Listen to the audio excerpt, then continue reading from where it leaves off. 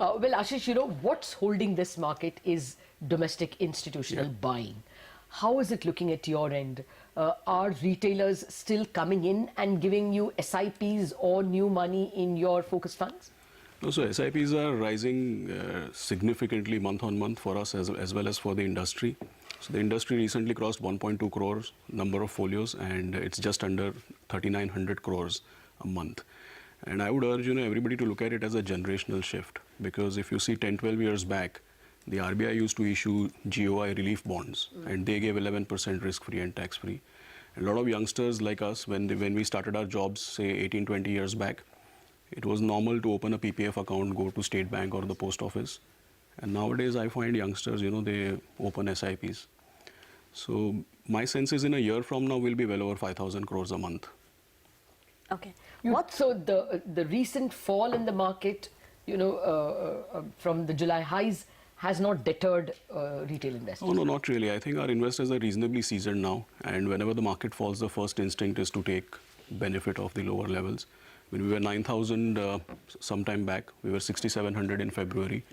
And so these are attractive levels from that perspective. Ashish, what's the big India call that you're making in 2017 for equities? Because the dollar index has gone up, the US is pushing for growth, that could result in money going to the developed economy assets. The rise in US rates could limit the rate cuts that we could see here. There's demonetization. All these things seem to be a lot of, put overhangs in the Indian equities. So a lot of events to watch out for, I think, irrespective of what the expectations have been. I mean, starting 10th, 15th January, you will see results, then the budget, and then there'll be elections, and then there'll be US to watch out for. So very, very eventful first half for sure. But 3-4 trends are definitely going to come out of whatever happens with demonetization. First, obviously, is that there's probably a shift from unorganized to the organized sector. Second, the government becomes a very big investor. And thirdly, liquidity being high and rates being low. That is, these are 3-4 things which will matter, and I think they are going to be good. The tax net widening, a lot of people are focused on the existing stock of black money. Not enough people are focusing on the fact that new generation of black money is under severe threat. Owning so much real estate and gold is suddenly not cool. Interest rates are very low. So we'll actually see people moving money into equities. That's my sense.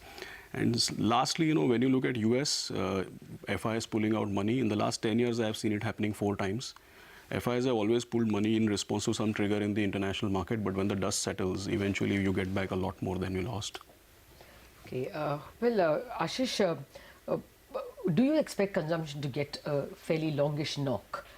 There has been a loss of wealth effect maybe for some people. Yeah. So would it be 2 quarters? You all have a lot of consumption stocks in your QGLP, your focus. Yes, if you see clearly the guys, where there is a lot of luxury buying or the top end stuff, obviously that is going to take a knock. There's no debate about it.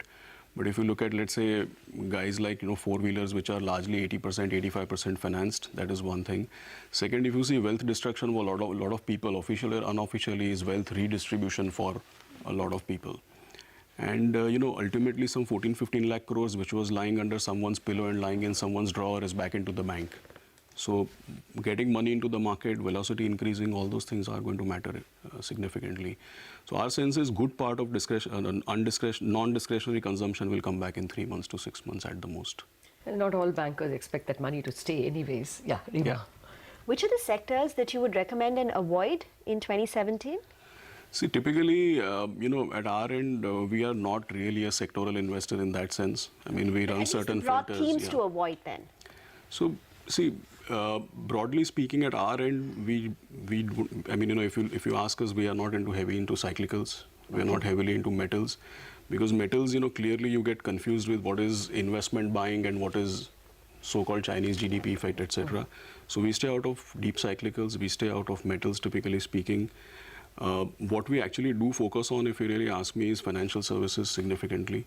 A good part of financial services, that is one part. Second is we are pretty much into autos, right? There is a knock at this point in time, but our sense is next 3 to 6 months is going to be a significant turnaround.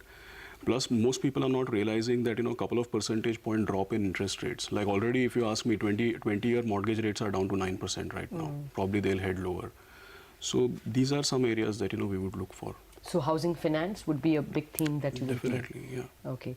NBFCs have actually not been the fashion in the last quarter after such rara days in the first 3 quarters. That still is an attractive space? So, people have kind of tended to paint everything with a broad brush. Yeah, there are kinds of NBFCs. Yeah, there are obviously types of NBFCs that one needs to look for. So I think what we have in our portfolios are pretty resilient in that sense.